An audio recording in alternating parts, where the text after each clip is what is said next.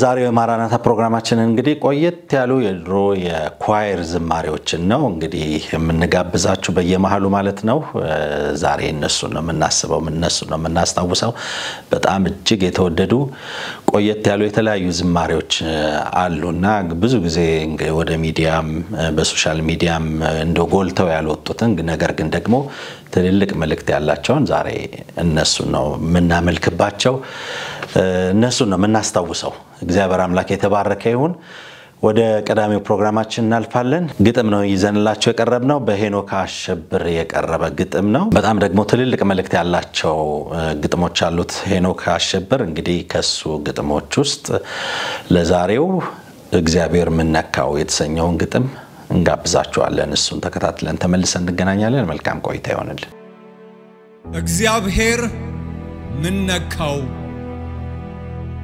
በኃጢአት በርኩሰት ለተጨማለቀ ለድፍን ያዳም ዘር ጽድቁ የመርገም ጨርቅ ሆኖበት ለኖረ ለአደፈ ወገን ምኞቱ ለገዛው ለባዕድ ተገዢ ለኩይ ምግባሩ ሰው ስለ እርግማናቸው እርግማንን ሊሽር እርግማን ያረገው ለገፉት ለጠሉት ጎስቋላ ላረጉት ለልበ ደንዳኖች በባርነት እስር ለተተበተቡት ለክፋት እስረኞች ልጁን በመስቀል ላይ ላመፀኞች ሊያውል ፍጹሙን ቅዱሱን ያውም አንድያውን ውለታ ለማያቅ ለበደለኛ ህዝብ እንዲያም ያንገላታው በተጨነቀ ወቅት ፊቱን ያዞረበት እግዚአብሔር ምን ነካው ሞት ለተገባቸው ሞት መፍረድ ሳለበት በልጁ ላይ ፈርዶ ወደ ምድር የላከው የህማም ሰው አርጎ እጅጉን አዋርዶ ሁሉን እንደማይችል ባበጃቸው እጆች ሲገረፍ ሲመታ የውሃ የብሱ የግዑዝ የሕያው ያለም ሁሉ ጌታ በዛች ጣር ሰዓት ነፍሱ እጅግ ተጨንቃ ስጋውን አውካው ተጠማው ባለቀን የሰጡትን ጣጤ ጥሙን ላያረካው ኤሎሄ ያለው ጊዜ እንዲያ የጨከነበት እግዚአብሔር ምን ነካው ያዳም ልጅ ክፋት ያወቀ ዛሬም አዳም ወዴት ነህ ሊለው በኢየሱስ አግኝቶት መዳንን ሊያወርሰው ሞቱን ለልጁ አርጎ ሕይወትን ሊያድለው እርቅ ሊያረግ ሽቶ ለሙት ነፍስ ሊሰጥ ሊያስጥለው ከፍርዱ ዘሩን ነጋይ ዘንድ በመስቀል ላይ ጣሩ ብዙዎች ሲወለዱ አልበቃ አለና የባሪያም መልክ ይዞ መቁሰልና መድማት ላፍታ ሳይጸጸት በፍጹም ሳይቆጥረው ክብሩን ከመቀማት ከመለኮቱ ወጥቶ ሰው መሆኑ ሳያንስ ጌታ ሆኖ ሳለ ስለ ኃጢአተኞች ኃጢአትን ሊያስወግድ እርሱ ኃጢአት ሆነ ግና ምን ዋጋለው ያ በደለኛ ሰው ይህን መች ፈለገ እዛው መስቀሉ ስር አንዱ ከንፈር መጥቶ ሌላው ተስፋ ቆርጦ ያኛው በፍሳቀ ይህም ሳያግደው ያለ አንዳች ምክንያት ቅዱስ አንድያውን ኃጢአት ያረገለት ትናንት በጨለማ የሄደ ሕዝብ ብርሃኑን እንዲያይቆ የቀደደለት ኢየሱስን ትቶ አዳምን ፍለጋ በኢየሱስ መንገድ ለክብር ያበቃው ጭራሽ ልጄ ብሎ ወራሽ ያደረገው አባት የሆነለት እግዚአብሔር ምን ነካው አለ ሰይጣን ግራ ግብት ብሎት የኔ ከሞት መትረፍ እግዚአብሔር በክርስቶስ ጨለማዬን ሲገፍ ወይኔ ያላሉ ሰይጣን ግራ ግብት ብሎት ያኔ መወደድ እንደ ኒቆዲሞስ ጥያቄ ሆኖበት ከመንፈስ ከውሃ ዳግመኛ መወለድ ጸጽቶት ቆጭቶት ከሲኦል መትረፌ የኔ ከሞት ማምለጥ ሊያርደኝ ሲጠብቀኝ በደም ተሸፍኜ አልታየው ብዬ በዚያው ቀርቼበት እግዚአብሔር ምን ነካው አለ ሰይጣን ባቀኝ ተሰውሬ ከእጁ ያጣኝ ለት የተወደዳችሁ ተመልካቾቻችን እንግዲህ ፕሮግራማችን ይቀጥላል በድጋሚ አብራችሁ እንድትቆዩ እንጋብዛለን ሰሞኑን እንግዲህ በኩዌት ዮርዳኖስና ሳውዲ አረቢያ በጣም ከፍተኛ የሆነ አውሎ ነፋስ ተነስቶ የበረራ ሂደቶችን እስከማቋረጥ የደረሰበት ደግሞ በጣም አንዳንድ ጉዳቶችን ያስከተለበት ሁኔታ ተፈጥሯል ይሄ ከዜና ማራናታ ዜናዎቻችን መካከል አንዱ ነው ደግሞ በሌሎች ዓለማትም ደግሞ ጦርነቶች ያያየሉ የመጡበትን ዜናዎችንም አካቷል ከመጨረሻው ዘመን ጋር የተያዙ እውነታዎችን እንዲሁም ደግሞ የመጨረሻው ዘመን ምልክቶችንና ዓለማችን ያለችበትን ሁኔታ የሚዳስሰው የማራናታ ፕሮግራማችን እነሆ አየር ላይ ይውላል ነጻነት ትቀጥላለች አብራችሁ ነው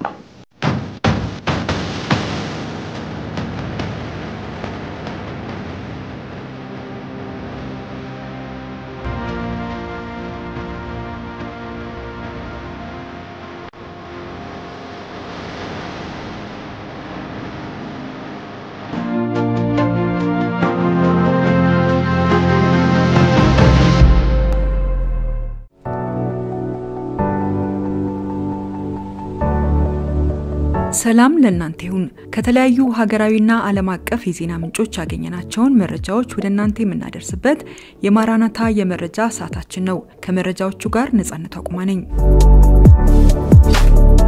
ይህ ዘመን ፍርሃትና ጭንቀት የበዛበት ከብዙዎች ሰላምና መረጋጋት የራቀበት ዘመን ነው በ9 ወራት ብቻ ከ102,000 በላይ ሰዎች የአምሮ ህመምና ተያያዥ ጉዳዮች ህክምና መስጠቱን አማኑኤል የአምሮ ስፔሻላይዝድ ሆስፒታል መግለጹን ይመለከታል የመጀመሪያው ዜና ሆስፒታሉ ከነዚህ ታካሚዎች መካከል 98,800 ያህሉ የሚሆኑት በተመላላሽ የህክምና አገልግሎት የተሰጣቸው መሆኑን ገልጿል እንዲሁም ለ1421 ለሚሆኑ ህሙማን ባስተኝቶ የአምሮ ህክምና በድንገተኛ የአምሮ ህክምና ደግሞ 2380 ሰዎች አገልግሎቱን ሰጥቻለሁ ብሏል በ9 ወራት ውስጥ 371 የሚሆኑ የህፃናት የአምሮ 597 ደግሞ የሱስ ህክምናዎች እንዳገኙም መረጃው ያመለክታል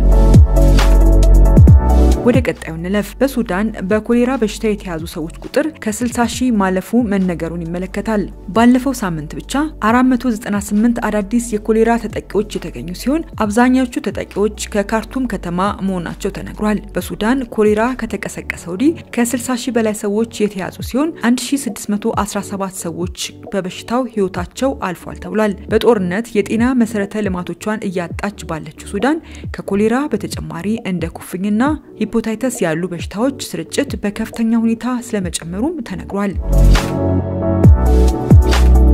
በሳውዲ አረቢያ ኩዌትና ዮርዳኖስ ከፍተኛ የአቧራ አውሎ ንፋስ በመከሰቱ የጉዞ መስተጓጎልና የጎርፍ አደጋን መከሰቱን ይመለከታል ቀጣዩ መረጃ ኃይለኛ የአቧራ አውሎ ንፋስ ሳውዲ አረቢያ ኩዌትና ዮርዳኖስን በመምታቱ የጉዞ መስተጓጎል የጎርፍ መጥለቅለቅና የሰዎች መፈናቀል እንዲከሰት አድርጓል የሶስቱም ሀገራት ባለስልጣናት ማስጠንቀቂያ ያወጡ ሲሆን በመጪዎቹም ቀናት ተጨማሪ የአየር ሁኔታ አለመረጋጋት እንደሚኖርም አስጠንቅቀዋል በማዕከላዊ ሳውዲ አረቢያ ያልቃሲም ግዛት ነዋሪዎች ባለፈው እሁድ ዕለት ክልሉን ያወደመና እይታን ወደ ዜሮ የሚቀንስና ሰፊ የደህንነት ማስጠንቀቂያዎችን ያስከተለ የአቧራ ግድግዳ ተብሎ የተገለጸ ያልተለመደና አስገራሚ ክስተትን አይተዋል አውሎ ንፋሱ ከፍተኛ ማዕበል ያስነሳ ሲሆን የፀሐይ ብርሃንን ሲሸፍን ሰማዩ ብርቱካናማ ሲሆን በማህበራዊ ሚዲያ ላይ የተጋሩ ቪዲዮዎች አሳይተዋል ኩዌት በኃይለኛ ንፋስና ጥቅጥቅ ያሉ አቧራማ ደመናዎች የተመታች ሲሆን ይህም የአቪዬሽንና የባህር ላይ ባለስልጣናት ስራቸውን ለጊዜው እንዲያቆሙ አስገድዷቸዋል በሰዓት 100 ኪሎ ሜትር የሚጨምር ንፋስ በአንዳንድ አካባቢዎች እይታን ወደ ዜሮ የቀነሰ ሲሆን ከግብጽ ወደ ሀገር ውስጥ የሚገቡ ሁለት በረራዎች ወደ ዳማም ሳውዲ አረቢያ የተዘዋወሩ ሲሆን የኩዌት ወደብ ባለስልጣን ሰራተኞችና መሰረተ ልማቶችን ለመጠበቅ በሽዋክና ሹአይባ ወደቦች ላይ የሚደረገውን እንቅስቃሴ እንዲቆም አድርጓል በዮርዳኖስ ውስጥ አውሎ ንፋሱ በተለያዩ ክልሎች ውስጥ አስቸጋሪና አደገኛ የአየር ሁኔታን ጨምሮ ጎርፍን ማስከተሉም ተዘግቧል ወደ ቀጣዩ ንለፍ በቺሊና አርጀንቲና የባህር ዳርቻ 7.4 ሬክተር ስኬል የተመዘገበ የመሬት መንቀጥቀጥ መከሰቱ ተነግሯል የአሜሪካ ብሔራዊ የአየር ሁኔታ አገልግሎት በቺሊ ሱናሚ ሊከሰት ስለሚችል መንግስት በባህር ዳርቻዎች የሚኖሩ ሰዎችን እንዲያስወጣ አሳስቧል በመሬት መንቀጥቀጡ የደረሰ ጉዳት ስለመኖሩ ያልተዘገበ ሲሆን የአርጀንቲና መንግስትና የቺሊ መንግስት የሱናሚ ስጋት በመኖሩ በባህር ዳርቻዎች ላይ የሚኖሩ ዜጎቻቸውን ማስወጣት ጀምረዋል በቀጣዩ ዜና የጋዛ ህፃናት የተመጣጠነ ምግብ እጥረት የከፋ ደረጃ ላይ መድረሱ ተገለጸ ይላል ከዚህ በተጨማሪ በጋዛ ውስጥ ያለው የምግብ አቅርቦት እየተመናመነ ነው የተባለ ሲሆን የቀረው ደግሞ በውድ ዋጋ እየተሸጠ ነውም ተብሏል የጋዛ ነዋሪዎች አሁን ላይ ምግብ ገዝተው መመገብ የማይችሉበት ሁኔታ ላይ ናቸው የተባለ ሲሆን በጋዛ ውስጥ የምግብ ዋጋ 100% ጭማሪ ማሳየቱም ተነግሯል በጋዛ ውስጥ ያጋጠመውን የምግብ እጥረት ለመቅረፍ በተለያዩ ቦታዎች የምግብ አቅራቢ ኩሽናዎች ተደራ ተደራጅተው የነበሩ ቢሆንም አሁን ላይ ግን በምግብ ግብዓት እጥረት ወይም በእስራኤል ጥቃት ምክንያት ለመዘጋት ተገደዋል ተብሏል። በዚህም ወላጆች ልጆቻቸው መመገብ የማይችሉበት ሁኔታ ላይ ይገኛሉ የተባለ ሲሆን በርካቶችም ምግብ ፍለጋ በጎዳናዎች ላይ የተንከራተቱ ነው ተብሏል። በማድመጥ ላይ ያላችሁት የማራናታ ዝግጅት ዜናዎችን ነው።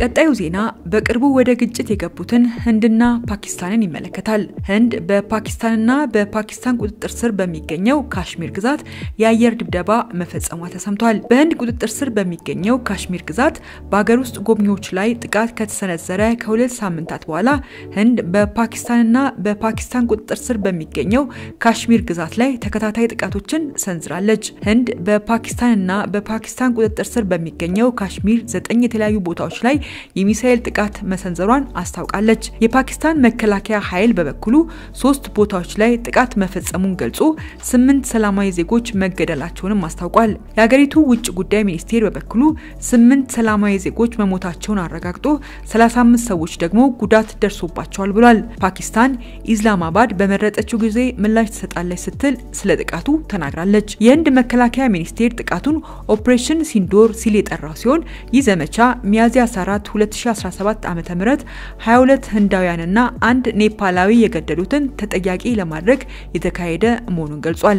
ፓኪስታን ህንዳውያን ጎብኚዎችን በቀጠፈው ጥቃት ላይ ምንም አይነት ተሳትፎ እንደሌላት ገልጻ የህንድ የሚሳኤል ጥቃት ምንም ትንኮሳ ሳይደረግ የተፈጸመ መሆኑን ገልጻለች። ጠቅላይ ሚኒስትር ሼህባዝ ሸሪፍ ይህ አስጸያፊ ትንኮሳ ምላሽ ሳይሰጠው የሚታለፍ አይደለም ሲሉ ተደምጠዋል። በሌላ ዜና ህንድ ከፓኪስታን ሊቃጣ የሚችልን ጥቃት ለመቀነስ እስከ ቅዳሜ ድረስ 21 ኤርፖርቶቿን ተዘግተው እንዲቆዩ አድርጋለች። የፓኪስታኑ ጠቅላይ ሚኒስትር ሀገራቸው ከህንድ ጥቃት ከተፈጸመባት በኋላ ጥቃቱን በማውገዝ ወሳኝ እርምጃ እንደሚወሰድ ተናግረዋል። የፓኪስታን ወታደራዊ ኃይል ከህንድ በተፈጸመ ጥቃት የሞቱ ንጹሃን ሰዎች ቁጥር 31 ስለመድረሱም ገልጿል። ህንድ ፓኪስታን የአጸፋ እርምጃ እንደምትወስድ ከተናገረች በኋላ 21 ኤርፖርቶቿን የዘጋች ሲሆን ወደ ኤርፖርት ከጸጥታና ደህንነት ኃይሎች በስተቀር ማንም እንዳይሄድ ተደርጓል። ይህ ዘመን ጦርነትና የጦርነት ወሬ ዛቻና ጥቃት በስፋት የሚሰማበት ሆኗል። ከምዕራባውያኑ ሀገራት ጋር ፍጥጫ ውስጥ ያለችው ሰሜን ኮሪያ የአጭር ርቀት ሚሳኤሎችን ወደ ጃፓን ባህር ማስወንጨፏ ተሰምቷል። 190 ማይል የተጓዙት ሚሳኤሎቹ በዘመናዊ ቴክኖሎጂ የተሻሻሉና ለመልሶ ማጥቃት አደጋ ተጋላጭ እንዳልሆኑም ተገልጿል። ፒዮንግያንግ ሚሳኤል ስታስወነጭፍ የፈረንጆቹ አዲስ ዓመት 2025 ከገባ በኋላ ይህ ለ5ኛ ጊዜ ነው ተብሏል። ይህ በእንዲህ እንዳለ ደቡብ ኮሪያ በበኩላ የኮሪያን ፔኒንሱላ ሰላምና ደህንነት የሚያናጋ ጸብ አጫሪነት ነው በማለት እርምጃውን ኮንናለች። ወደ ቀጣዩ እንለፍ። የትራምፕ የንግድ ጦርነትን ተከትሎ አሜሪካና ቻይና በስዊዘርላንድ ሊነጋገሩ ነው ተብሏል። ዩናይትድ ስቴትስ እና ቻይና በዚህ ሳምንት በስዊዘርላንድ የንግድ ንግግር እንደሚያደርጉ የሀገሪቱ ባለስልጣናት የተናገሩ ሲሆን የዓለም ሁለቱ ታላላቅ ኢኮኖሚዎች ወደ ተጨባጭ የጋራ የንግድ ማዕቀብ ያደረሱትን ውጥረቶችን ለማርገብ እንደሚፈልጉ አመላካች ተደርጎ ተወስዷል። የአሜሪካው ፕሬዝዳንት ዶናልድ ትራምፕ በቻይና ምርቶች ላይ የ145% ቀረጥ የጣሉ ሲሆን በአጸፋው ቻይና 125% ቀረጥ በአሜሪካ ምርቶች ላይ ከጣለች ወዲህ ይህ ውይይት በዋሽንግተንና በቤጂንግ መካከል የመጀመሪያው ይሆናል ተብሏል። ረጅም የንግድ ጦርነት በዓለም ኢኮኖሚ ላይ ከፍተኛ ጉዳት ሊያደርስ ይችላል በሚል ስጋት ነጋዴዎችና ባለሀብቶች በአሜሪካና ቻይና ውጥረት ውስጥ የመቀዛቀስ ምልክቶችን ለማየት በጉጉት ሲጠባበቁ ቆይተዋል ተብሏል። የዓለም አቀፉ የገንዘብ ተቋም ባለፈው ወር በ2025 የዓለም አቀፍ እድገት ትንበያውን ከ3.3% ወደ 2.8% ዝቅ ያደረገ ሲሆን ይህም በትራምፕ የንግድ ጦርነት ተጽዕኖ የተነሳ ነው ተብሏል። በቀጣዩ ዜና የቱርክ ፖሊስ ከ20 ቶን በላይ የተወረሰ ካናቢስ በማቃጠሉ የተነሳ የአንድ ከተማ ነዋሪዎች ያለ ፍላጎታቸው በአደንዛዥ እጽ መደንዘዛቸው ተሰምቷል ይላል። በቱርክ ዲያርባኪር ግዛት ውስጥ በምትገኘው የላይስ ከተማ 25000 ነዋሪዎች ፖሊሶች 20 ቶን ካናቢስ በከተማ ውስጥ ካቃጠሉ በኋላ ያለ ፍላጎታቸው በአደንዛዥ እጽ ደንዝዘዋል። በኤፕሪል 18 የቱርክ ባለስልጣናት ከ20 ቶን በላይ የተወረሱ ካናቢስ ለማቃጠል ኦፕሬሽን አድርገው ነበር። ነበር። ይህም በሰፈር ውስጥ ያለው አየር በአደንዛዥ እጽ እንዲበከል አድርጎታል። ቢያንስ ለ5 ተከታታይ ቀናት ሰዎች እንደ መስከርና መፍሰስ፣ ማቅለሽለሽና ቅዠቶች ያሉ ምልክቶችን በመፍራት መስኮቶቻቸውን ክፍት መተውና ከቤት ለመውጣት አልቻሉም ተብሏል። 10 ቢሊዮን የቱርክ ሊራ ወይም 261 ሚሊዮን የአሜሪካ ዶላር የሚገመተው ካናቢስ 20 ቶን የሚመዝን ሲሆን በ2023 እና 2024 ከመላው የዲያርባኪር ግዛት የተያዘ ነው ተብሏል። አንድ የአካባቢው ነዋሪ እንደተናገረው የእጹ ሽታ ለቀናት ከተማዋን ተቆጣጥሮ የቆየ ነበር በማለት ተናግሮ መስኮቶቻችን መክፈት አልቻልንም፣ ልጆቻችን ታመው ያለማቋረጥ ወደ ሆስፒታል ስንመላለስ ነበር በማለት ማክሏል። በቀጣዩ ዜና የአሜሪካ ጠቅላይ ፍርድ ቤት ጾታቸውን የቀየሩ ሰዎች በወታደራዊ አገልግሎት እንዳይሳተፉ ትራምፕ ያወጡትን እገዳ እንዲተገበር መፍቀዱን ይመለከታል። ጠቅላይ ፍርድ ቤቱ የፕሬዝዳንት ዶናልድ ትራምፕ አስተዳደር በወታደራዊ ተሳትፎ ላይ ጾታቸውን የቀየሩ ሰዎችን ለማገድ ያሳለፈውን ውሳኔ እንዲያስፈጽም የፈቀደለት ሲሆን እገዳውን የሚቃወሙ ሰዎች ግን የህግ ተግዳሮቶችን እንደቀጠሉ ይገኛሉ ተብሏል። ፍርድ ቤቱ ጾታቸውን የቀየሩ ሰዎች ከውትድርና አገልግሎት የሚያሰናክልና ልምድ ያካበቱ መኮንኖችን ወደ ማባረር በሚያመራ ፖሊሲ ላይ በተነሳው ክርክር ውስጥ ይገኛል ተብሏል። በጥር ወር ሁለተኛ የስልጣን ዘመናቸውን ከጀመሩ በኋላ ትራምፕ ጾታቸውን የቀየሩ ሰዎች በወታደራዊ መስክ እንዳይሰማሩ በፍጥነት ፈርመዋል። ይህም አንድ ወታደር ለክብር ለእውነትና ለስርዓት ያለው ያኗኗር ዘይቤ በግል ህይወት ውስጥም ቢሆን ያለውን ቁርጠኝነት ጋር ጾታን መቀየር ይጋጫል፣ እናም ደግሞ ለወታደራዊ ዝግጁነት ጎጂ ነው ሲሉም ተደምጠዋል። በትራምፕ ውሳኔ መሰረት ለእርምጃ የተንቀሳቀሱት የወቅቱ የዩናይትድ ስቴትስ የመከላከያ ዋና ጸሐፊ ፔት ሄግሴት በየካቲት ወር ፖሊሲ አውጥቷል። ወታደራዊ አገልግሎቱ ጾታቸውን የቀየሩ ወታደራዊ አባላቱ እንዴት ከኃይሉ ለማስወገድ እንደሚፈልግና እንደሚለይ ለማወቅ 30 ቀናት ተሰጥቷቸዋል። እነዚህ እንቅስቃሴዎች ግን በፍርድ ቤቱ በተመሰረቱ ክሶች የተነሳ ለተወሰነ ጊዜ ቆሞ ነበር። ለለቱ የመጨረሻ ወዳደረግነው ዜና እንለፍ። በዚህ ዘመን አንዳንድ ሰዎች ፈጸሙት ተብሎ የሚሰማው ተግባር ከአነጋጋሪነቱ ይልቅ ግራጋቢነቱ ያመዝናል። የእሳት አደጋ ሰራተኞች አድናቂ ነው የተባለ ግለሰብ የእሳት አደጋ ሰራተኞቹን ለማየት የገዛ ቤቱን ማቃጠሉ ተነግሯል። ነዋሪነቱ በዩናይትድ ኪንግደም ውስጥ የሆነው ግለሰቡ የሚያደንቃቸውን የእሳት አደጋ ሰራተኞችን ለማግኘት ሲል የገዛ ቤቱን በእሳት ማቃጠሉ ተሰምቷል። ጄምስ ብራውን በመባል የሚታወቀው ግለሰቡ የ26 ዓመት ወጣት ሲሆን በዩኬ ኖቲምበርላንድ ነዋሪ ነው። ታዲያ ግለሰቡን የሚያውቁት ሰዎች ለእሳት አደጋ ሰራተኞች ልዩ ፍቅር አለው ሲሉ የሚደመጡ ሲሆን ይህ ልዩ ፍቅሩ በስለልቦና ባለሙያዎች ልክፍ ተብሎ ሊገለጽ የሚችል እንደሆነ ይናገራሉ። ብዙውን ጊዜ ቅጥያጣ ፍቅር ያለባቸው ሰዎች የእሳት አደጋ ሰራተኛ ለመሆን የሚወስኑ ሲሆን ጄምስ ግን ይህንን ማድረግ አልቻለም። ስለዚህ ከውጭ ሆኖ የእሳት አደጋ ሰራተኞችን ማድነቅ ስራዬ ብሎ ተያያዘው። በዚህም በተደጋጋሚ ሰበብ የፈጠረ አካባቢው ወደሚገኘው የእሳት አደጋ ዲፓርትመንት ይደውል ነበር ተብሏል። ነገር ግን በዚህ መቀጠል ሳይችል መቅረቱን ሲረዳ ሌላ አዲስ ሐሳብ ይዞ ብቅ ያለ ሲሆን በዚህም አዲሱ ሐሳብ የገዛ ቤቱን በእሳት በማያያዝ የእሳት አደጋ ሰራተኞቹ መተው እሳቱን ሲያጠፉ ለመመልከት ይወስናል። በዚህም መሰረት በአንድ ከሰዓት በኋላ የእሳት አደጋ ሰራተኞች በደረሳቸው ጥሪ መሰረት ያጋጠመ የእሳት አደጋ ለማጥፋት ወደ ጄምስ ቤት ያቀኑ ቢሆንም ነገር ግን በኤሌክትሪክ ችግር ምክንያት ተነሳ የተባለው እሳት ይሄ ነው የሚባል አደጋ የሚያደርስ ሆኖ ሳያገኙት ይቀራሉ።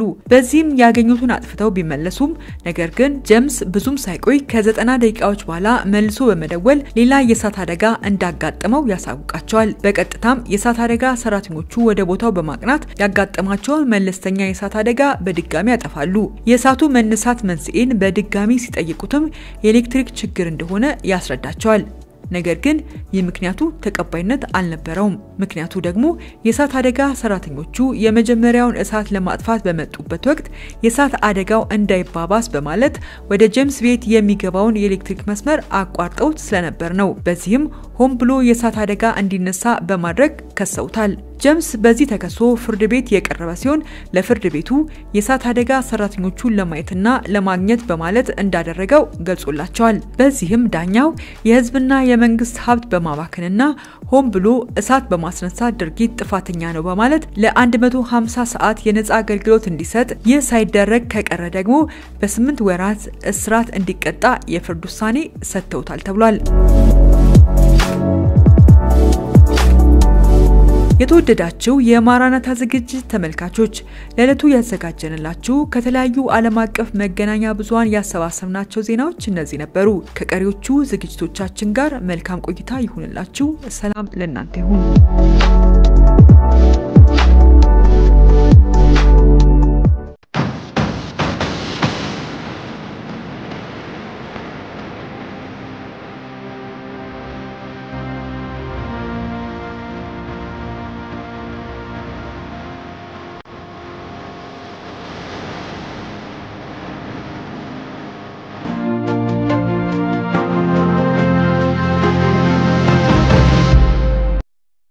በመጽሐፍ ቅዱሳችን ውስጥ በማቴዎስ 24 ላይ ከተገለጡት የመጨረሻው ዘመን ምልክቶች አንዱ እንግዲህ የጦርንም ወሬ ትሰሙ ዘንድ የሚልና ከዛም ባሻገር ደግሞ የምድር መናወጥ ይሆናል የሚለው ነገር በጣም በዓለማችን ላይ እንግዲህ ይሄ የመጽሐፍ ቅዱስ ትንቢት ከተጻፈበት ጊዜ ጀምሮ ካለፉት 2000 ዓመታት ጊዜ ጀምሮ የምንሰማው የምናየው የተገለጠ እውነት ነው። ከዛም ባሻገር ደግሞ አሁን ባለንበት ዘመን ደግሞ በጣም እጅግ በሚያስገርም ሁኔታ ጦርና የጦርንም ወሬ የምንሰማበት ደግሞም የምድር መናወጥ እጅጉን እያየለ የመጣበት ጊዜ ውስጥ ነው ያለነው።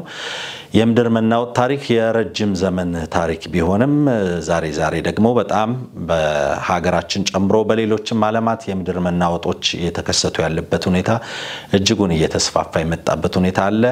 በሬክተር ስኬል 9.0 የሚለካ የምድር መናወጥ የደረሰበት ምድር አለ። ከዛም ባሻገር ደግሞ 7.4 3 ነጥብ እንደዚህ 4 የመሳሰሉትን ያህል በሬክተር ስኬል በተለያየ መንገድ የሚገለጡ የምድር መናወጦች ወይም የመሬት መንቀጥቀጦች እየደረሱ ያሉበት ሁኔታ ነው ያለው።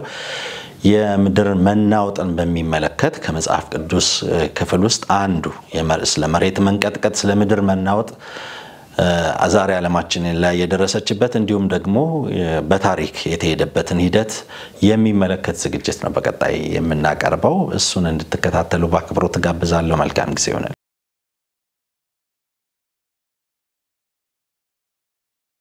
የመሬት መንቀጥቀጥ ወይም ርዕደ መሬት በመሬት ውስጥ በታመቀ ኃይል ልቀት የተነሳ ሲስሚክ ሞገዶች ወይም ሲስሚክ ዌቭስ በሚባሉ ሞገዶች አማካይነት የሚመጣ የተፈጥሮ አደጋ እንደሆነ ይገለጻል።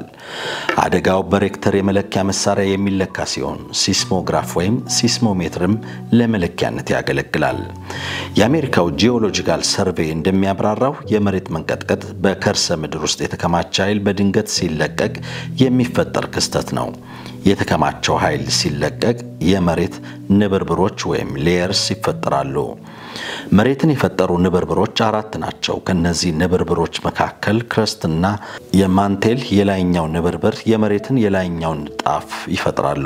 ከሁለት የተለያዩ ንብርብሮች የተፈጠረው ሊቶስፌር ሁሉ ጊዜም በማያቋርጥ እንቅስቃሴ ውስጥ ነው። ይህ ማቆሚያ የሌለው እንቅስቃሴ ጫናው እየበረታ ሲሄድ በድንገት የመሬት መንቀጥቀጥ ይከሰታል። የመሬት መንቀጥቀጥ የሚነሳበት ማዕከል ኤፒሴንተር የሚባል ሲሆን ትልቁ የመሬት መንቀጥቀጥ መጠን የሚከሰተውም በዚሁ ዙሪያ ነው። ሳይንስ ኒውስ ኤክስፕሎረርስ ድረገጽ ላይ ያገኘውን መረጃ እንደሚተነትነው ክረስትና የማንትል ሌላኛው አካል ኒክቶክ ፕሌትስ ከተባለው ድንጋይ የተሰሩ ናቸው። እነዚህ ፕሌቶች ሁሉ ጊዜ በዝግታ እንቅስቃሴ ውስጥ ናቸው። በዚህ ጊዜ ግጭትና መተፋፈግ ይፈጠራል። ይህ ነው የመሬት መንቀጥቀጥ ሆኖ በመሬት ገጽ ላይ ያሉ አካላትን የሚያፈራርሰው። በቀላል አገላለጽ በአይናችን ከምናየው መሬት በታች ያሉት ንብርብር አለቶች በተቃራኒ አቅጣጫ እየተጓዘ እርስ በርስ ሲተፋፈጉ አሊያም ሲፋጩ መሬት ትንቀጠቀጣለች ማለት ነው። መሬት የተዋቀረችባቸው እነዚህ ቲክቶክ ፕሌትስ በየዓመቱ ጥቂት ሴንቲሜትሮችን ይንቀሳቀሳሉ።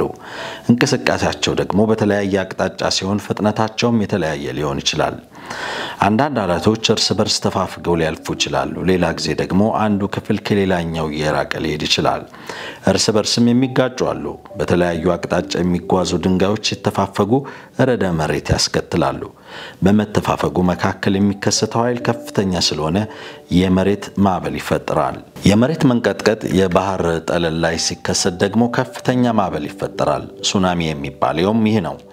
በዓለማችን በየቀኑ በሺዎች የሚቆጠሩ የመሬት ነውጦች የሚመዘገቡ ሲሆን አብዛኞቹ ዝቅተኛ የሚባሉና በተለየ ቴክኖሎጂ የሚለዩ ናቸው። በጣም ከፍተኛ የሚባሉት ደግሞ ከተሞችን የማፈራረስ አቅም አላቸው። ይህ የመሬት መንቀጥቀጥ ውስጥ ንቅናቄና መንቀጥቀጥ ጥንካሬ የሚለካበት መሳሪያ ሬክተር ስኬል ይባላል። ይህ መለኪያ ርዕደ መሬቱ የፈጠረውን የመንቀጥቀጥ መጠን ማግኒቲዩድ ይመዝናል። በዓለማችን ብዙ ጊዜ በተደጋጋሚ ርዕደ መሬቶች የሚከሰቱበት ስፍራ ፓሲፊክ ውቅያኖስ ነው። በዚህ ምክንያት በፓሲፊክ ውቅያኖስ አቅራቢያ የሚገኙ እንደነ ጃፓን ያሉ ሀገራት ርዕደ መሬትን ተለማምደውታል። ጃፓን ውስጥ ህንፃዎች ርዕደ መሬትን እንዲቋቋሙ ተደርገው ነው የሚገነቡት። ይህ መሆኑ ደግሞ በሀገሪቱ የመሬት መንቀጥቀጥ ሲከሰት አብዛኞቹ መዋቅሮች ይናጣሉ እንጂ የመፍረስ እድላቸው ጠባብ እንዲሆን ያደርገዋል። የመሬት መንቀጥቀጥ በሚከሰትበት ጊዜ የሚፈጠር የኃይል ማዕበል አለ። ይህ የኃይል ማዕበል ሴስሚክ ዌቭ በመባል ይታወቃል። ሳይንቲስቶች የመሬት መንቀጥቀጥ መጠንን የሚናገሩበት ይህንን የኃይል ማዕበል በመለካት ነው። የማዕበል የሚለካበት መሳሪያ ደግሞ ሴስሞሜትር የሚባል ሲሆን መለኪያው ደግሞ ሬክተር ስኬል በመባል ይታወቃል። በሰው ልጆች ታሪክ የመሬት መንቀጥቀጥ መመዝገብ ከጀመረ 4000 ዓመታት ተቆጥረዋል። በታሪክ ውስጥ ከክርስቶስ ልደት በፊት በ1556 በቻይና የተከሰተው የመሬት መንቀጥቀጥ ከሁሉም የከፋው እንደሆነ ይነገራል። በዚህ አደጋ ከ830 ሺህ በላይ ሰዎች መሞታቸው ይነገራል። ሬክተር ስኬል የተሰኘው የመሬት መንቀጥቀጥ መጠን መለኪያ አሃዝ በ1930ዎቹ ወደ ስራ ከገባ በኋላ የቻይናው የመሬት መንቀጥቀጥ በሬክተር ስኬል 8 እስከ 8.3 ሊደርስ እንደሚችል ተገምቷል። ከዚህ ክስተት በኋላ በታሪክ የተመዘገበው አደገኛና ገዳዩ የመሬት መንቀጥቀጥ የተከሰተው እንደ አውሮፓውያን አቆጣጠር በ2004 ዓ.ም ነበር።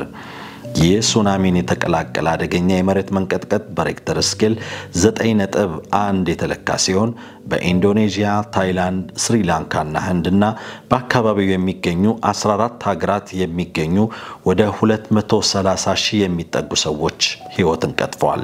በታህሳስ 26 ቀን 2004 በ9.2 እንዲሁም ደግሞ በ9.3 ማግኒቲዩድ ያለው ይህ ከፍተኛ የመሬት መንቀጥቀጥ በሰሜናዊ ሱማትራ ኢንዶኔዥያ ከአቼ ምዕራባዊ የባህር ጠረፍ አካባቢ የተከሰተ ነው። ይህንን የመሬት መንቀጥቀጥ ተከትሎ እስከ 30 ሜትር ወይም 100 ጫማ ከፍታ ያለው ግዙፍ ሱናሚ የተከሰተ ሲሆን የቦክሲንግ ቀን ሱናሚ በመባል የሚታወቀው ወይም የእስያ ሱናሚ በመባል የሚታወቀው ይህ ሱናሚ በህንድ ውቅያኖስ ዳርቻዎች አካባቢ ያሉ ማህበረሰቦች ላይ ከፍተኛ ውድመትን አስከትሏል። ይህ አደጋ በ14 ሀገሮች ውስጥ በግምት 227898 ሰዎችን ህይወት የቀጠፈ ሲሆን በአሴህ በታሚልና በስሪላንካና ታይላንድ ባስከተለው ቀጥተኛ ጥፋት ውቅያኖስን ባዋሰኑት ሀገራት የባህር ዳርቻ ግዛቶች ውስጥ በኑሮ የኢኮኖሚ ሁኔታና በንግድ ላይ ከፍተኛ ቀውስን አስከትሏል። ይህ የመሬት መንቀጥቀጥ አደጋ በ21ኛው ክፍለ ዘመን ከታዩት እጅግ ገዳይ የተፈጥሮ አደጋዎች አንዱ ሲሆን በታሪክ ከተመዘገቡት እጅግ ከባድ የተፈጥሮ አደጋዎች አስከፊው የሱናሚ አደጋ ዋነኛ ሆኖ ተመዝግቧል። እንዲሁም በኢንዶኔዥያ፣ በማልዲቭስ፣ በስሪላንካ እና በታይላንድ ታሪክ እጅግ የከፋ የተፈጥሮ አደጋ ሆኖ ተመዝግቧል። በ1900 ዓ.ም ዘመናዊ የመሬት መንቀጥቀጥ መመዝገብ ከተጀመረበት ጊዜ አንስቶ በእስያ ውስጥ ከተመዘገበው እጅግ በጣም ኃይለኛ የመሬት መንቀጥቀጥ መካከል ይህኛው የ21ኛው ክፍለ ዘመን እጅግ በጣም ኃይለኛው የመሬት መንቀጥቀጥ ወይም መናወጥ ሲሆን በ1900 ከተከሰቱት መካከል ሶስተኛው በጣም ኃይለኛው የመሬት መንቀጥቀጥ ነው። በ1900 ክፍለ ዘመን ውስጥ በሬክተር ስኬል ልኬት መሰረት ጠንካራ የመሬት መንቀጥቀጥ የተከሰተው በ1960 ዓ.ም በቺሊ ነበር። ይህ የቫልዲቪያ የመሬት መንቀጥቀጥ በሬክተር ስኬል 9.3 ሆኖ የተመዘገበ ሲሆን ለ5700 ሰዎች ሞት ምክንያት ሆኗል። በ2011 ጃፓን 9.0 የደረሰ ርዕደ መሬት ገጥሟት የነበር ሲሆን ይህንን ተከትሎም በሰሜን ምስራቅ አካባቢ ከፍተኛ ሱናሚ ተከስቶ 18000 ሰዎች ህይወታቸውን አጥተዋል። ሌላኛው አስከፊ የመሬት መንቀጥቀጥ ከ2 ዓመታት በፊት በየካቲት 2023 ዓ.ም በቱርክና በሰሜን ኮሪያ የተከሰቱ አስከፊ ርዕደ መሬቶች ሲሆኑ ቢያንስ የ28000 ሰዎች ሕይወት መቅጠፉ ተረጋግጧል። ርዕደ መሬት በሬክተር ስኬል 7.8 በመመዝገቡ የተገለጸ ሲሆን ከተሞችንም ሙሉ በሙሉ ማውደሙም ይነገርለታል። ሰኞ የካቲት 7 በ2023 ዓ.ም ማለዳ በደቡብ ምስራቅ ቱርክ ሶሪያ ድንበር አቅራቢያ በደረሰ በዚህ ከባድ ርዕደ መሬት ከ28000 በላይ ሰዎች ሕይወታቸው ሲያልፍ በሺዎች የሚቆጠሩት ላይ ደግሞ ከፍተኛ ጉዳት ደርሶባቸዋል። በቱርኳ ጋዚያንቴፕ ከተማ አቅራቢያ ነበር የመጀመሪያው ከባድ ርዕደ መሬት የተከሰተው። በቅርብ ርቀት ደግሞ ሌላ ተከታይ የመሬት መንቀጥቀጥ የተከሰተ ሲሆን ሁለተኛውም ከባድ የሚባል ነበር። በተደጋጋሚ ባጋጠመው የመሬት መንቀጥቀጥ ምክንያት በሺዎች የሚቆጠሩ ሕንፃዎች ወደ ፍርስራሽነት የተለወጡ ሲሆን በዚህም ሳቢያ በሺዎች የሚቆጠሩ ሰዎች በፍርስራሾች ስር ተቀብረው ሊሆን ይችላል በሚል ነፍስ አድን ሰራተኞች እያካሄዱት ያለው ፍለጋ ተስፋ አስቆራጭና ከባድ ነበር። አደጋው በደረሰበት ወቅት በአካባቢው ባለው ከባድ ቅዝቃዜ ሳቢያ ሰዎችን በሕይወት ለማትረፍ ያለው እድል በጣም አጥቦት የነበረ ሲሆን በአደጋው ሕይወታቸው ካለፈው ከ28000 ሰዎች መካከል አብዛኞቹ በቱርክ በኩል በደረሰው ጉዳት ሲሞቱ ቀላል የማይባል ቁጥር ሶሪያውያንም ያደጋው ሰለባ ሆነዋል። በለንደን ዩኒቨርሲቲ ኮሌጅ የአደጋ ስጋትና ድንገተኛ አደጋዎች መከላከል ተቋም ባልደረባ የሆኑት ፕሮፌሰር ጆአና ፋወር ዎከር 10 ዓመታት ውስጥ ከተከሰቱ እጅግ አስከፊ ርዕደ መሬቶች ሁለቱ ብቻ አሁን በቱርክ ከተከሰተው ጋር ተመሳሳይ መጠን ያላቸው ናቸው ብለዋል። ይህ መሰሉ የመሬት መንቀጥቀጥ ከባዱን ጉዳት እንዲያስከትል ያደረገው የመሬት መንቀጥቀጡ ኃይል ብቻ ሳይሆን ሰዎች ቤታቸውም ውስጥ እንዲሁም መኝታ ላይ በሚሆኑበት ንጋት ላይ መከሰቱና የህንፃዎቹ ጥንካሬም ለውድመቱና ለተከተለው ጉዳት ሌላው ምክንያት ነው ተብሏል።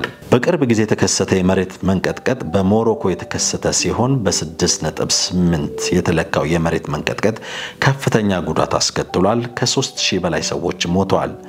በሞሮኮ የደረሰው የመሬት መንቀጥቀጥ እጅግ አስከፊና የዓለምን ህዝብን በእጅጉ እያሳዘነ ያለ ክስተት ነበር። የሀገሪቱ አራተኛ ትልቋ ከተማ ከሆነችው ማራኬሽ 75 ኪሎ ሜትር ርቀት ላይ በምትገኘውና ወደ 840,000 ሰዎች በሚኖሩባት አትላስ ሰንሰለታማ ተራራ ላይ የተቀሰቀሰው የመሬት መንቀጥቀጥ በስተሰሜን እስከምትገኝ ካዛብላንካ ድረስ ከፍተኛ ጉዳት ያደረሰ ነበር። አደጋው በአትላስ ተራሮች አቅራቢያ ያሉትን ከተሞችና መንደሮች በከፍተኛ ሁኔታ ጎድቷል። የማራኬሽ ከተማ መንደሮችንም አውድሟል። የመሬት መንቀጥቀጡ በሬክተር ስኬል በሚለካበት ጊዜ 6.8 ያህል መጠን ያስመዘገበ ሲሆን ይህም በሞሮኮ ታሪክ ከፍተኛና አደገኛ አስብሎታል። ለመሬት መንቀጥቀጥ አዲስ ያልሆነችው ሞሮኮ ከ20ኛው ክፍለ ዘመን ጀምሮ የተለያየ መጠን ባላቸው የመሬት መንቀጥቀጦች የተመታች ሲሆን ሞሮኮ የዚህን አይነት ከባድ የሆነ የመሬት መንቀጥቀጥ ከገጠማት ግን ከ60 ዓመታት በላይ ሆኗት ነበር ተብሏል። በሌላ በኩል ደግሞ ጥቅምት 23 ዓ.ም አፍጋኒስታን ከኢራን ጋር በምትዋሰንበት ምዕራባዊ ክፍል በተከሰተ ርዕደ መሬት በመቶዎች የሚቆጠሩ ሰዎች መሞታቸው በወቅቱ ተነግሮ የነበረ ሲሆን አንድ የታሊባን መንግስት መስሪያ ቤት ቁጥሩ ከ2000 በላይ ሊሆን እንደሚችልም ጠቁሞ ነበር። በዚህ በሺዎች የሚቆጠሩ ሰዎችም በአደጋው ተጎድተዋል። በርካታ ህንፃዎች ፈራርሰዋል። ሰዎችም በፍርስራሾቹ ውስጥ ተቀብረዋል። በ6.3 ሬክተር ስኬል በተለካው ርዕደ መሬት በሄራት ከተማ አቅራቢያ የሚገኙ ቢያንስ 12 መንደሮች ሙሉ በሙሉ ወድመዋል።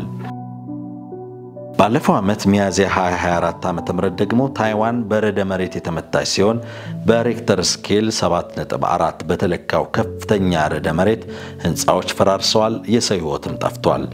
ደሴቷ ታይዋን እንዲህ ያለ ጠንካራ የሚባል ርዕደ መሬት ባለፉት 25 ዓመታት አስተናግዳ አታውቅም የተባለለት በዚህ አደጋ በዋና ከተማዋ ፓይፔ ህንፃዎች በመሬት መንቀጥቀጡ ምክንያት ሲነቃነቁ የሚያሳዩ ቪዲዮዎች ማህበራዊ ሚዲያዎች ላይ ተለቆ ታይቷል።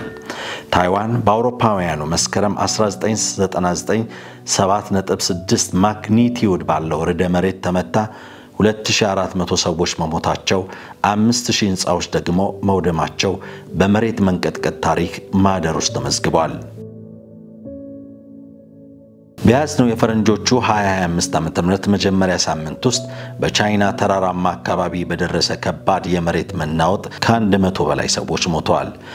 በቲቤት ሽጋቴሴ ከተማ በአገሩ ሰዓት አቆጣጠር ጠዋት 3 ሰዓት አካባቢ የደረሰው ረደ መሬት በሬክተር ስኬል 7.1 መጠን ያለው ሲሆን 10 ኪሎ ሜትር ያህል ጥልቀት እንደነበረው የአሜሪካን የጂኦሎጂካል ሰርቬይ መረጃ አሳይቷል። ጉዳትን ካደረሰው የመሬት መንቀጥቀጥ በኋላ በአካባቢው ከ40 በላይ ተከታታይ ንዝረቶች መሰማታቸውም ተዘግቧል። የመሬት ነውጡ የፈጠረው ንዝረት የቻይና አጎራባች በሆኑት በኔፓልና በተወሰኑ የህንድ ግዛቶች ውስጥ ተሰምቶ ነበር። ከጥቂት ወራት በፊት ማይናማርን የመታ 7.7 ማግኒቲዩድ በተለካ ርዕደ መሬት እጅግ ከባድ ከመሆኑ የተነሳ ከማይናማር አልፎ በአጎራባች አገራትም ንዝረቱ የተሰማ ነበር። በዚህ የመሬት መናወጥ አደጋው ከ3000 በላይ ሰዎችን ህይወት ሲቀጠፍ ከተሞችን የፍርስራሽ ክምር አድርጎ አልፏል። ወደ ሀገራችን ስንመጣ በኢትዮጵያ ባለፉት 100 ዓመታት ውስጥ እስከ 40 ጊዜ የመሬት መንቀጥቀጥ አደጋ አጋጥሞ ነበር። በኢትዮጵያ ሁኔታ የስምጥ ሸለቆ በሚባሉ አካባቢዎች ያሉ ቦታዎች ለመሬት መንቀጥቀጥ የበለጠ ተጋላጭ ናቸው። የስምጥ ሸለቆ አካባቢ የሚባለውም ከቀይ ባህር ተነስቶ መቀሌ፣ ደሴ፣ ኮምቦልቻ፣ አንኮበር፣ ደብረ ብርሃን፣ አዋሽ፣ አዳማ፣ መታራ፣ ፈንታሌ፣ መቂ፣ ዝዋይ፣ ሐዋሳ፣ አርባ ምንጭ እና አዲስ አበባ አቃቂ ቃሊቲ አካባቢ የሚያካልላቸው ናቸው። የተመዘገቡ ጥናቶችን መነሻ በማድረግ በኢትዮጵያ የመጀመሪያው የመሬት መንቀጥቀጥ በ1898 ዓመተ ምህረት ላይ የተከሰተ ሲሆን አደጋው ደግሞ የተከሰተው ላንጋኖ ላይ ነበር። አደጋው 6.8 ሬክተር ስኬል የተመዘገበ ሲሆን በወቅቱ በአዲስ አበባ የነበሩ አብያተ ክርስቲያናትን አፈራርሶ ነበር። አደጋው 6.8 ሬክተር ስኬል የተመዘገበ ሲሆን በወቅቱ በአዲስ አበባ የነበሩ ቤተ ክርስቲያናትን አፈራርሶ ነበር። ሁለተኛው የመሬት መንቀጥቀጥ አደጋ ያጋጠመው ደግሞ በ1953 ዓመተ ምህረት ሲሆን ከአዲስ አበባ እስከ ደሴ ባለ ዋና መስመር ላይ ልዩ ስሙ ካራቆሬ ተብሎ በሚጠራው ቦታ ላይ ነበር። ይህ የመሬት መንቀጥቀጥ 7.5 ሬክተር ስኬል ሆኖ የተመዘገበ ሲሆን በአካባቢው የነበሩ ቦታዎችን በተለይም ማጀቴ፣ ኮምቦልቻ፣ ደሴና በሌሎች ውስን አካባቢዎች ላይ የነበሩ መኖሪያ ቤቶችን አፈራርሷል። ሶስተኛው አደጋ ደግሞ በ1960 ዓመተ ምህረት ሰርዶ ተብሎ በሚጠራው የአፋር ማህበረሰብ በሚኖርበት ቦታ 6.4 በሬክተር ስኬል የተመዘገበ አደጋ አጋጥሞ ቤቶችን አውድሞ አልፏል። በአጠቃላይ ኢትዮጵያ ባለፉት 100 ዓመታት ውስጥ እስከ 6.8 ሬክተር ስኬል የተመዘገቡ ከ30 እስከ 40 ጊዜ የመሬት መንቀጥቀጥ አደጋ ያጋጠማት ሲሆን ብዙዎቹ የከፋ አደጋ ያላደረሱት የመሬት መንቀጥቀጥ በተከሰቱባቸው አካባቢዎች ህንፃዎች ስላልተገነቡ እንደሆነ ይገለጻል። በዚህ ዓመቱም ውስጥ ከ4 እስከ 6 ሬክተር ስኬል የተለኩ የተለያዩ የመሬት መንቀጥቀጦች የተከሰቱ ሲሆን በአንዳንድ ቦታዎችም የመሰረተ ልማት ውድመትና የሰዎችን መፈናቀል ማስከተላቸው ተዘግቧል። ዓለማችን በታሪኳ ለብዙ ሰዎች እልቂት ምክንያት የሆኑ በርካታ የመሬት መንቀጥቀጦችን ያስተናገደች ሲሆን ቴክኖሎጂ በተራቀቀበትና ስልጣኔ ከፍተኛ ደረጃ ላይ በደረሰበት በዚህ ዘመንም የሚከሰቱ የመሬት መንቀጥቀጥ አደጋዎችም ለሺዎች ህልፈተ ምክንያት እየሆኑ ይገኛሉ። ተፈጥሮን በቁጥጥር ስር ለማድረግ የሰው ልጆች ብዙ ቢጥሩም መላምት ከማስቀመጥና የተፈጥሮ አደጋዎችን ጉዳት ለመቀነስ ከሚያደርጉት ጥረት በዘለለ ዜጎቻቸውን ከልቂት ከተሞቻቸውን ከውድመት መታደግ አልቻሉም። በተለይም በዚህ በመጨረሻው ዘመን የተፈጥሮ አደጋዎችና የሚያስከትሉት ጉዳት እየጨመረ ዓለምን በከፍተኛ ጭንቀትና ስጋት ውስጥ ከቷት ይገኛል። ይህም በእርግጥም መጽሐፍ ቅዱስ እንደሚያስተምረን የመጨረሻው ዘመን ላይ ለመገኘታችን አንዱ ማረጋገጫ ነውና ነቅተን እንኖር በማለት የዛሬውን በዚሁ አበቃን። የማራናታ ፕሮግራማችን የ2 ሰዓታት ቆይታ ይህንን ይመስል ነበር። አብራችሁን ስለቆያችሁ ጌታ ኢየሱስ ክርስቶስ አብዝቶ ይባርካችሁ። ያለነው የዘመን ፍጻሜ ላይ ነው፣ የዘመን መጨረሻ ላይ ነው። ጌታ ሊመጣ በደጅ ነው። ነገር ግን ደግሞ በተለያዩ ዓለማችን የሚከሰቱ ምልክቶች የጌታን መምጣት ምልክት ወይም ደግሞ መቃረብን ቢያሳዩንም ዛሬም ግን ብዙዎቻችን ያልነቃን እንደሆነ ያሳያል። በተለይ ደግሞ ባንዳንድ አገልጋዮች ዘንድ የሚሰማ ነገር በጣም የሚሰቀጥጥ ጆሮን ጭው የሚያደርግ እንደው ለክርስትና ትልልቅ እንቅፋት የሚሆን ነገርን የምንሰማበት ጊዜ ውስጥ ነው ያለነውና በዚህ ልባችን እንዳያወርድ ልባችን የተጠበቀ እንዲሆን አይኖቻችንን ወደ ክርስቶስ እንድናደርግ ወደሱ እንድናነሳ አደራ ለማለት እወዳለሁ። የምንሰማቸው ምናያቸው ጆሮን ጭው የሚያደርጉ ለመስማት የሚሰቀጥጡ በጣም ብዙ ነገሮች በተለይ ደግሞ የክርስቶስ አገልጋዮች ነን በመንባል ሰዎች የሚሰማው ነገር በጣም የሚያስጠላም የሚሰቀጥጥም ለመናገር እንኳን የሚቀፍ ነገሮች ያሉበትን ሁኔታ በአንዳንዶች ዘንድ እየሰማን ነው። በዛው ልክ ደግሞ ጌታን በሚመስል ህይወት ውስጥ እንዲሁም ደግሞ በጣም ዋጋ በመክፈል ለክርስትና ትልልቅ አስተዋጽኦ የሚያበረክቱ ደግሞ ንጹሃንም ያሉበት ጊዜ ውስጥ እንደሆነ አውቀን ለማንኛውም ግን በዚህም በዛኛውም ባለው ነገር ላይ ብዙ ልባችንን ሳንጥል አይኖቻችንን ወደሱ አንስተን ልባችንን በሱ ላይ አሳርፈን ጉዟችንን እንድንቀጥል እስከ ጌታ ምጽአት ድረስ የጸናን እንድንሆን ወደ ኋላ እንዳንመለስ በሰዎች እንዳንሰናከል ጠንካሮች እንድንሆን አደራ ለማለት እወዳለሁ። አይኖቻችንን ከሰው ላይ በተለይ ደግሞ ከአንዳንድ አገልጋዮች ላይ አንስተን ከምንሰማውም ከምናየውም ነገር ተቆጥበን ጉዟችንን እንድንቀጥል የዛሬ መልእክት ይሄ ነው። የተወደዳችሁ ተመልካቾቻችን ያዳነን ጌታ እንጂ ሰው አይደለም። ምንመለከተውም ምናየውም ምሳሌ የሚሆኑንም ሰዎች እንዳሉም እያሰብን ደግሞም ከነሱም ባሻገር ደግሞ ዋጋ የከፈለልንን በመስቀል ላይ የሞተልንን የተነሳልንን ደግሞም የሚወስደንን ለዘላለም የሚያኖረንን ታማኝ ብቻውን የሆነውን ጌታን ብቻ እንዲሆን ይህንን ዛሬ ለማስተላለፍ እወዳለሁ። በሰው የተሰበራችሁ በአገልጋዮች የተለያየ ነገር የደረሰባችሁ ሰዎች እሱን አስቀምጡ፣ እሱን ተውትና ጌታ ላይ አተኩሩ፣ ከጌታ ጋር ተጣበቁ። ጌታን ማንም አይወሰድባችሁ። አይኖቻችሁም ልቦቻችሁም መንፈሳችሁም ሁሉ ከሱ ጋር የተሳሰረ እንዲሆን ይሄንን አደራ ለማለት እወዳለሁ። ጌታ ኢየሱስ ክርስቶስ ይባርካችሁ። በሚቀጥለው ሳምንት እንደ ጌታ ፈቃድ እንገናኛለን። እግዚአብሔር አምላክ አገራችንን ቤተክርስቲያንን ትውልዱን እንዲሁም ደግሞ ምድራችንን ሁሉ ይባርክ። ጌታ ኢየሱስ ሊመጣ በደጅ ነው። የተዘጋጀን እንሁን። እግዚአብሔር አምላክ ይባርካችሁ። እስከ ሳምንት ድረስ የእግዚአብሔር ፍቅር ከሁላችን ጋር ይሁን። ሰላም ቆዩ።